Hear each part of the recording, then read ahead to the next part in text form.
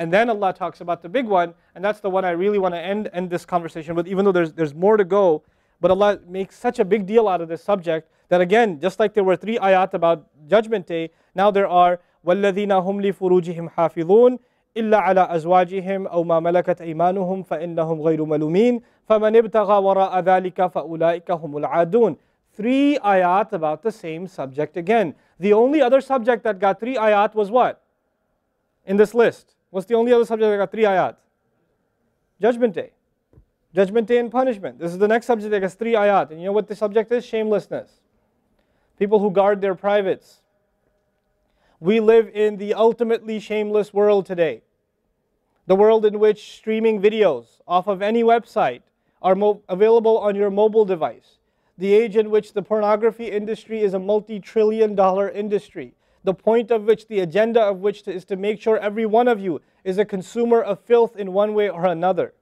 That every man, woman, and child is exposed to this stuff, and they're hoping you are, so you become addicted to it, so you become yet another consumer. This is the gift of pornography to society. It's creating people, turning people into animals and perverts. And some of you, unfortunately, have that addiction.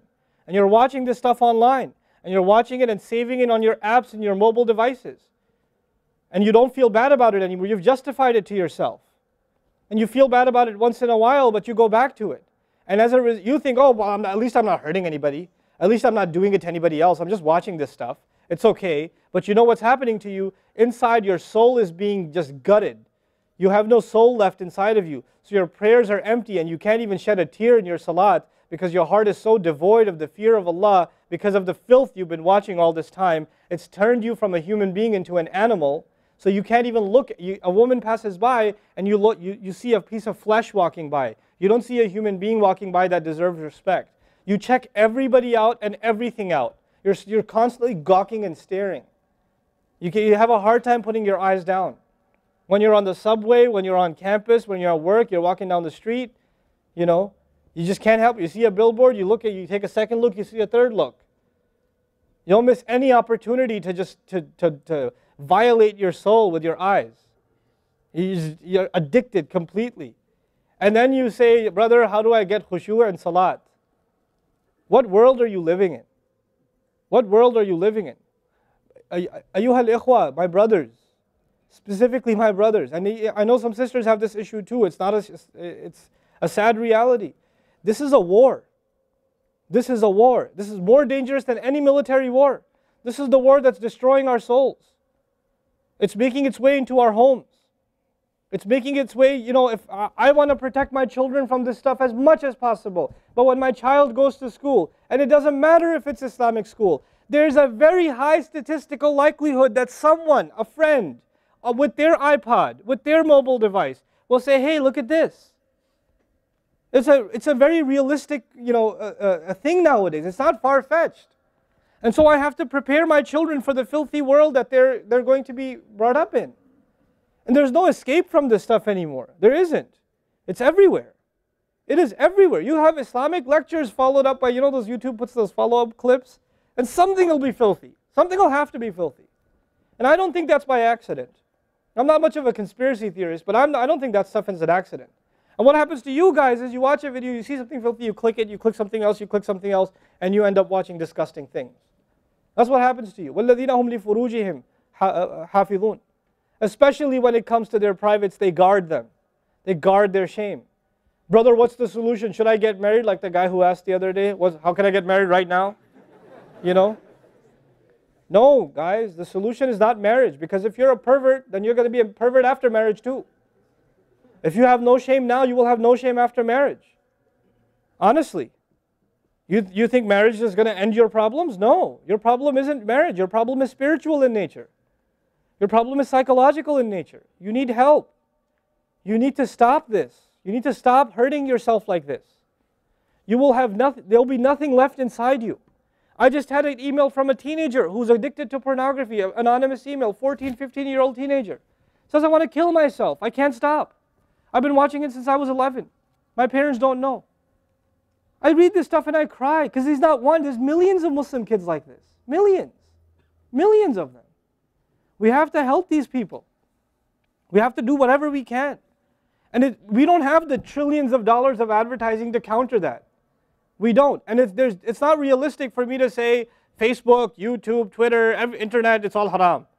It's not realistic because it's a reality. It's as common as oxygen now.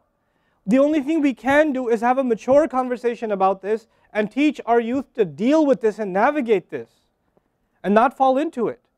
The elders that are here, stop watching Indian movies, man. Why are you sitting in a lecture talking about salat and the importance of salat and you don't guard your shame? Mother and daughter and husband and wife and sister sitting together watching whatever? God, come on. Stop.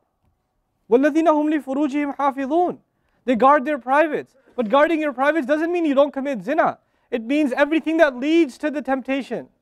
Everything that leads to it. They watch it. They guard it.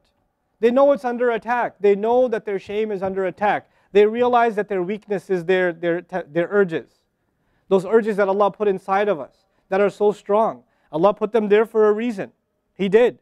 And every one of you have them. You don't have to, I don't have to have a dalil for you to have them. I know. The guys that are here. You all suffer that challenge every single day of your life. Especially in a city like this one. At least in Texas we're a little more conservative. Not that much more, but a little more. You know? At least in some towns they don't allow for filthy billboards and things like that. They actually don't even allow the billboards. You know? But that's changing soon because, capitalism wins in the end. Right? But you guys are living in the city where you're exposed to everything and anything. Everything and anything. And you have to really go out of your way to guard yourselves. This passage is not about high goals. This is about the bare minimum. I told you that, right? This is the bare minimum, folks. The bare minimum is we guard ourselves from shamelessness. We wage a war within ourselves against that tendency. And I know some of you have tried to quit before and you go back. And you've tried to quit before and you go back again. And you go back again. And you keep falling into that trap. I know some of you have done that. And you're struggling with it. But don't give up on yourself. Don't give up on yourself.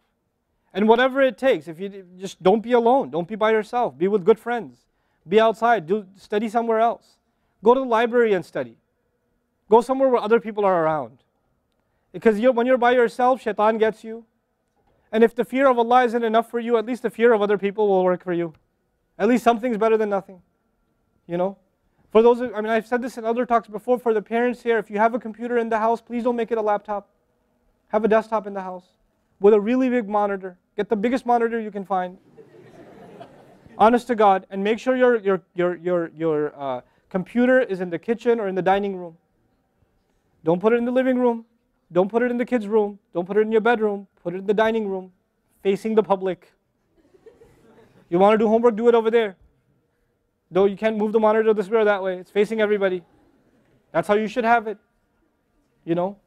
This stuff, we have to take these precautions. Don't give your 11-year-old a smartphone. What were you thinking? That's not very smart. Don't give them a smartphone. Why am I seeing kids in Islamic school, 5th graders, with iPhones? iPhone 5s. I don't have an iPhone 5. Why do you have an iPhone 5?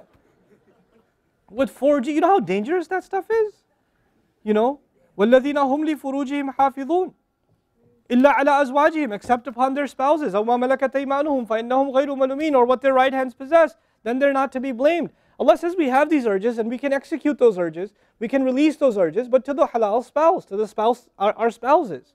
But outside of that, we can't. And by the way, when people get addicted to this sort of thing, and they get accustomed to it, or they get over and overly exposed to it, they have miserable marriages. Their marriages start falling apart. They have this virtual idea of what pleasure means, and they don't find pleasure in their spouse anymore. And there's great fitna that comes into the family. It destroys homes, Muslim homes. That's what's happening in our world today. Allah talks about the people who make salah, and He says, I'm describing the people who make salah because this is the mawsuf, al-musallin, then alladhina, all the alladhinas, all the asma' mawsula here are the wasf, the sifa of it, which means the people of salah are the people who protect their shame, are the people who fear judgment day, are the people who, they are constant in their prayers. These are the people. فَمَنِ ابْتَغَى وَرَاءَ ذَلِكَ فَأُولَٰئِكَ هُمُ الْعَادُونَ. The people who pursue anything beyond that, then they are the ones engaged in aggression. This is an act of aggression. You know when adu is mentioned, or adi, adin from adu, from ada ya'du, right? Al-adun. Al-adawa in Arabic means animosity. Allah says, whoever pursues their urges to be fulfilled outside of the halal, outside of the marriage, whoever pursues that, then they are engaged in an act of aggression. The question is, aggression against who? Because when you say enemy, then you have to say enemy of who? If they've become an enemy, who have you become an enemy to? Allah didn't mention a maf'ul bihi, no jar majroor, nothing related to it. You know what that means? They are an enemy to themselves, their family. They become an enemy even to Allah's teaching. You know, these are the kinds of people. The most important asset you and I have is our hearts. And this shamelessness destroys the hearts. It destroys it. The most precious thing you and I have to preserve is our iman. And these filthy images is destroying your iman. They're tearing your iman apart. Don't let it happen to you. Do not let it happen to you. And I can only talk about this. I can't stop you from doing anything. And nobody else can. You will have to police yourself. You will have to control yourself. You'll have to make the decision, is my iman important enough? Is my salat important enough? You know? Or should I just carry on and pretend? You know what I told you about jazur, right? When you come across evil, you just don't want to deal with it. You just ignore it. There's a lot of people like that. They hear this stuff and they don't deal with it. They just ignore it. And you're jazur. Then you're not from the musallin. Illa al-musallin. If you don't be from the people of jazur, from the jazureen. Don't be from them. The people who just leave it. They don't even deal with their problem. They run from it. And they cave in every time. And they're reactionary. And that's the beautiful thing about the beginning of this passage. Halua, reactionary. Usually we react to temptation. You react to an image and it leads you to a site, which leads you to something else, which leads you to something else. You're constantly reacting to things. You're supposed to learn to have the right reaction, and the right reaction comes when we become people of salah.